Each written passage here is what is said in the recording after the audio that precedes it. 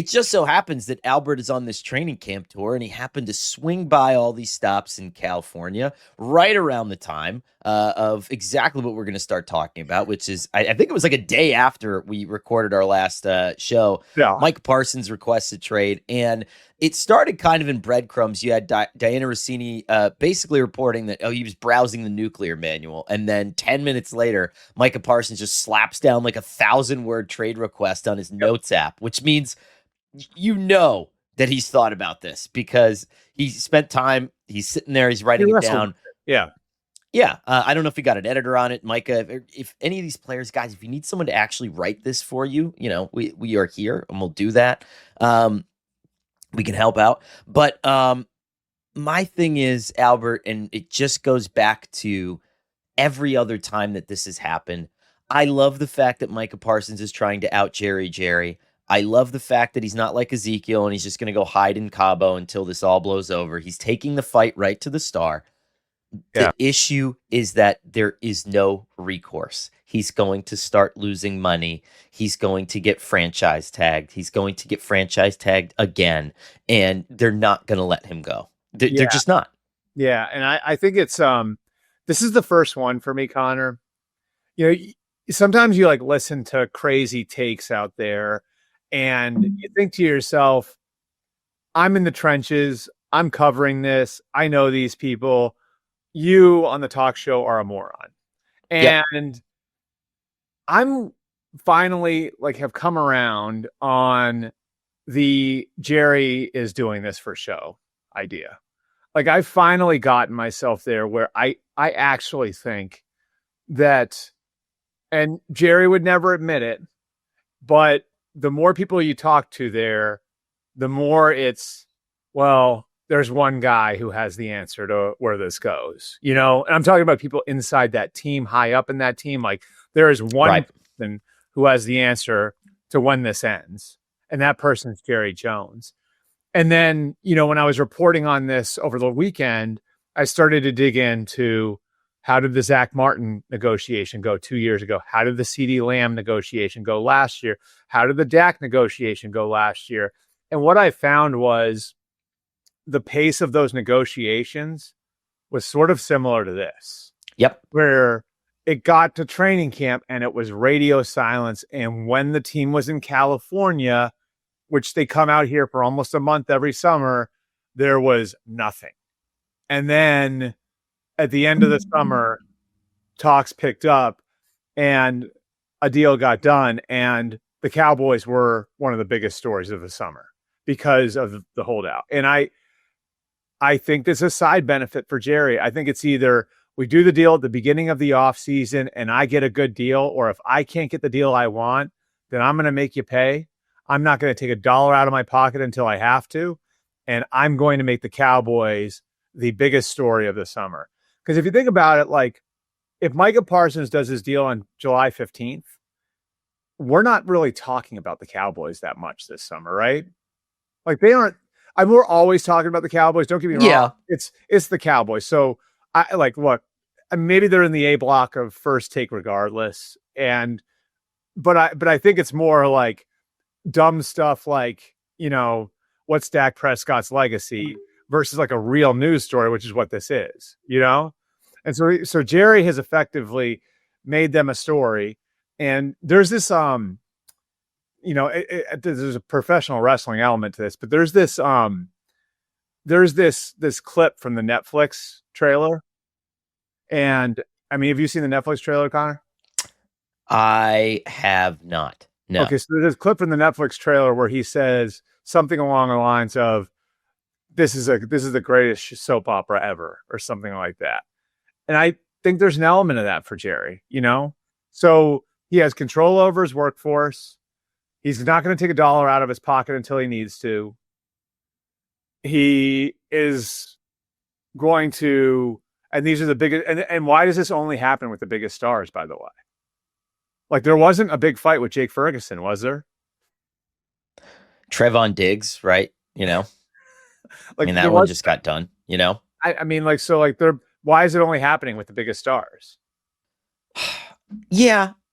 Why is he negotiating with the tight end, but he's not negotiating with the pass rusher?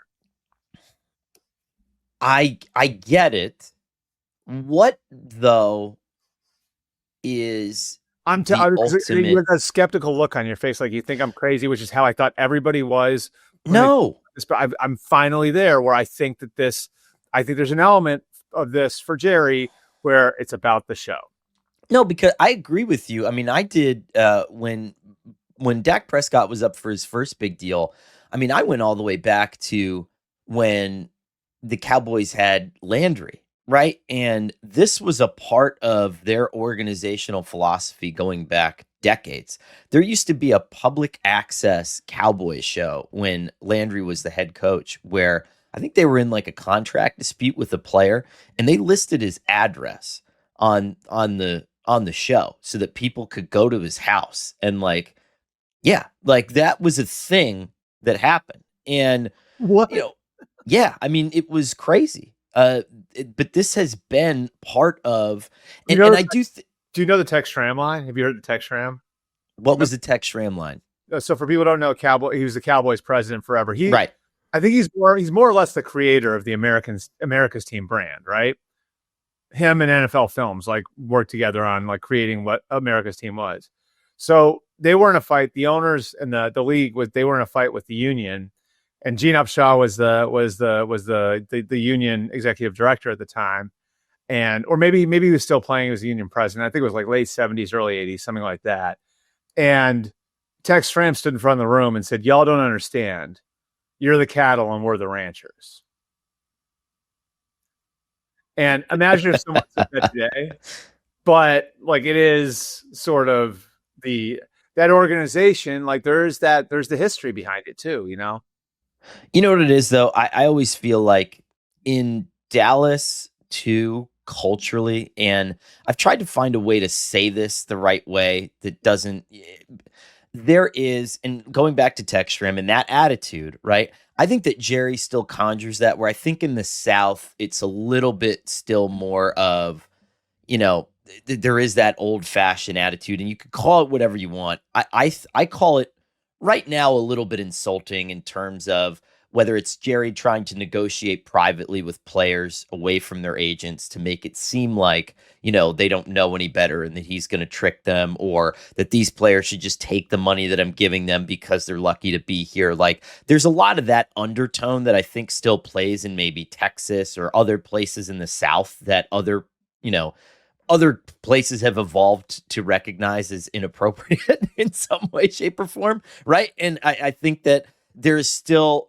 a red meat portion of that Cowboys fan base that accepts and probably agrees with Jerry Jones that like Micah Parsons should play for $10 and a ham sandwich because it's amazing to be a Dallas Cowboy. Right. Right. And I again, like I think the drama of it and everything else, I don't like the one thing I have a really hard time seeing is Jerry Jones trading away a star. He's not going to do it. There Yeah. is no way. There's no way. You would have to blow him away. And even then, like just having talked to people there, and I know, I mean, obviously I was a team, I was on that beat. You know, I've known a lot of people there for a long, long time who are really smart people. You know, I think it would be hard to go get someone who's going to give you the sort of value that Micah Parsons brings. Now, at the same time, there is the element of it, the flip side of it, that, you know, the Cowboys, I think, know they're not a player away, you know, so it's, if you're going to do this and if you're going to pay him, and now you've got, what's the number? It would be like 140 million at the end of the day, right? Per year tied up in 3 players in Dak, CD, and Micah. So that's half your salary cap. Now I know there's a new money equation and everything else, and there's different math you can do, but there's a big chunk of your salary cap's going to be tied up in 3 guys. I mean, there is some question about that, but I just have a hard time seeing the Cowboys walking away from a star of that magnitude at a position like the one that Micah plays. This year, the MMQB is playing on Yahoo Fantasy, and you should too. Whether you're a first timer or a veteran making your millionth league. Guys, for me, anytime that I go to open up a new league with friends, anytime that I'm playing on Sunday, I am on Yahoo Fantasy. It's got all the best updates. It's got the fastest notifications for when you get a touchdown, when you get a score. It's the absolute best. And to celebrate 28 years of fantasy football greatness, Yahoo Fantasy is dropping 28 big new features over 28 days throughout August. To kick it off, they just dropped Yahoo Fantasy Guillotine Leagues, a killer new way to play fantasy football on Yahoo, where the lowest scoring team gets eliminated each week until there's only one left standing. And with the season around the corner, now's the time to get your league together and give this new mode a try. If you're more into the classics, you can still play in head-to-head private leagues or join a public league. Stay tuned for more killer announcements and start playing Yahoo Fantasy Football now at yahoofantasy.com/MMQB. That's yahoofantasy.com/MMQB. Surprise to everyone, and stop me if you think that I'm wrong. Trey Hendrickson, James Cook, Terry McLaurin, Micah Parsons, these guys are all going to play for their respective teams this year. I know that seems surprising to you, but are you telling Bloom not to bother you with a potential destinations post? It's just like every time, and it's so funny too because I have friends who it annoys me more than almost anything. Is that like it annoys me like the amount of like the receivers are the worst though, aren't they? Because every fan base feels like they need another receiver. And like there's no fan base that doesn't think they could use another receiver. Maybe the Bengals, but anyone else. I mean, if you don't think that you need Micah Parsons, you are high off your ass. If you don't think that you need Trey Hendrickson, you are high off your ass. Of course these players would be great. Like a Micah Parsons trade destinations post should be 32 teams long, and it should just be everybody offering their first two. Like, you know who could use Micah Parsons? The goddamn Giants, and they have 3 great pass rushers, and they could still use Micah Parsons. But here's the thing. There is more media, there's more attention, and it works both ways, right? Where Jerry Jones is getting whatever he wants, I guess, out of this training camp period, but so is Micah Parsons, so is Terry McLaurin, so is Trey Hendrickson, where his absence is then something that can be talked about and discussed, and he can be sitting right there as an all-pro while the rookie trips over himself in defensive drills and, over the first couple weeks of the preseason doesn't look good. That is your remaining bit of leverage that you have to play. Mm-hmm. That's your last card, right? You're down to your last couple chips in Texas Hold'em. Here's how you can try to figure this out and make it work. I will say this, though. Of all of the holdouts, I do think that Micah is the most likely to miss games. I don't know what your thought is on that. Emmitt Smith missed 2 games in 1993. Jerry didn't care. I sort of have like the Trey Hendrickson one in my head as the one that's like the most unpredictable and volatile. Maybe that's because he just like picked up in a huff and left and like road trip down to Florida from Ohio after he didn't like the tenor negotiations. But like that one's interesting though, because I also, from what I understand on that one, the average per year, like the big number is like up where it needs to be now. So I think they're not that far off. It's the guarantee structure that's the problem. But that weekend, right before training camp, right before their training camp started, there was momentum towards a deal, and then things just completely fell apart on that Monday. So like that's the one to me where it's like, I mean, it almost feels like that one's gotten personal. I just have a hard time seeing Micah miss games. Maybe I'm wrong, but I feel like that one's going to get done. I just feel like that's. I think we're going to look up on September 1st, and here he is, $45 million a year and a Cowboy for life. I mean, didn't Dak sign his like hours before the Browns game 2 years ago? I think it was Sunday. No, it was last year. It was, and it was the Browns. They were playing the Browns because that was Brady's first game in the booth, right? And it was Sunday morning deal, and then I think CD was August 26th or something like that. And then even Zach Martin was like end of August, and he held out. I mean, this isn't their first rodeo for sure. Don't you think like Brian Schottenheimer or like But that's Matt what I'm saying, Eberflus is though. like, I would like these guys to practice at the team at Right. some But point. that's what I'm saying, though, is like that's the thing about it is that like this has happened so many times now, and the whole thing it's this in every one of these cases it's the same. It's like radio silence during training camp Right. on the negotiation front, right? And it's not radio silence from the standpoint of like we're not hearing anything. It's radio silence from like there's no communication between the agent and the team. Right. And so look, like every one of these guys has handled it a little bit differently. And Micah, I think Micah is the first one. The reason why this is so jarring for everybody is Micah's the first one who's like actually publicly detailed the process. But I don't think it was his experience is that dissimilar from the other three guys I mentioned. I mean, I don't know what you want to call it. Like the outline of the contract is pretty clear. It's simple. I mean, like, yeah, you are the highest paid non-quarterback in the NFL. Right. That's a position currently held by TJ Watt at $41 million a year. And Myles Garrett reset the market. Like he was a real market shifter because he went from, where was Chase? Chase was at 36, right? Jamar Chase was at 40.25. Was he 40? Yep. For average annual value, he's 40.2. Okay, 40.25. Okay, so Chase was 40, Garrett was 40, and Garrett now you was have 40. Watt, and you have Watt at 41. So there's no even argument anymore. You know what I mean? Like that's where the market is. And anybody who's watched, 5 plays from Micah Parsons knows like he's in that ballpark. He's in that stratosphere. Now is the question, you can talk and about I don't, it's in the locker room, and that there's definitely some stuff there with him. But as far as what type of player he is, there's no question. I'm saying on Micah's end is it, I don't want to just reset the market. I want to blow this thing out of the water. I mean, I don't know, possibly, but he wanted to approach the Cowboys last year.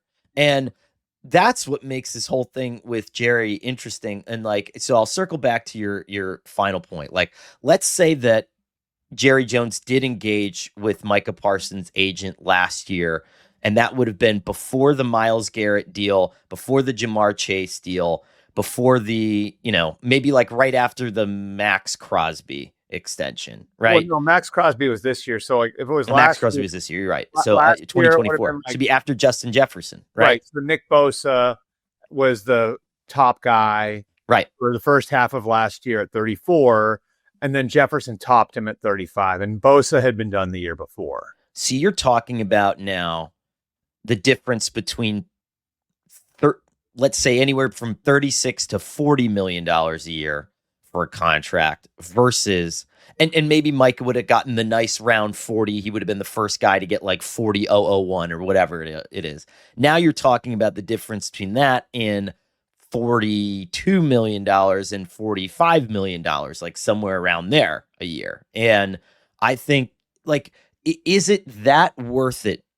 Is it worth that much to him? Is what I'm saying. Like, for the Cowboys to be the story, if you're the business, like, is this just something that you like and this is a tax that you're paying, or are you getting $5 million worth of attention? I don't know. Yeah, this is a theory. This is my theory, putting the pieces together here, is with Jerry. You're either going to do a team-friendly deal in March, or we're going to make you wait. And we're going to make you wait all the way until the deadline. And the deadline is the start of the season, right? The deadline for them isn't the start of camp. The deadline is the start of the season. So if you want to do it on our terms, we'll do it early. If you want to do it, I mean, like, and this actually goes back to like Des Bryant, I believe, got his big deal on the day of the franchise tag deadline, if you remember. And that was years and years and years ago. But like, there's a history of this, that if you want market value from the Cowboys, then you're going to have to get in the mud with them, and you're going to have to wrestle it from them, And so I think that that's what this is that Jerry approaches the player in March looking for a team friendly deal. And if they can't get a team friendly deal, like Tyron Smith was, if you go back and look, I think the Tyron Smith deal was like relatively non-confrontational, but it was like a very team friendly deal. It was a 10-year deal that he probably shouldn't have signed. Yes. And I think he had some financial. He had financial issues at the Right. time too. Yeah. That gave the team some leverage. Zach Martin, his deal was done a little earlier, but Zach Martin gave them term. Like, so what a lot of people don't understand is like the longer deal, like that's a team like going to 6 and 7 and 8 years. I heard Michael Irvin say, like, give Micah Parsons a 10-year deal. That would be a terrible idea for Micah Parsons. You know what I mean? Right. Like, Right. you want a shorter deal if you're a player. So Zach Martin gave them, I think, 6 years on the extension. So they did it early. But if you want the deal on your terms, then you're going to have to go right to the deadline with them, which is what Micah Parsons is doing.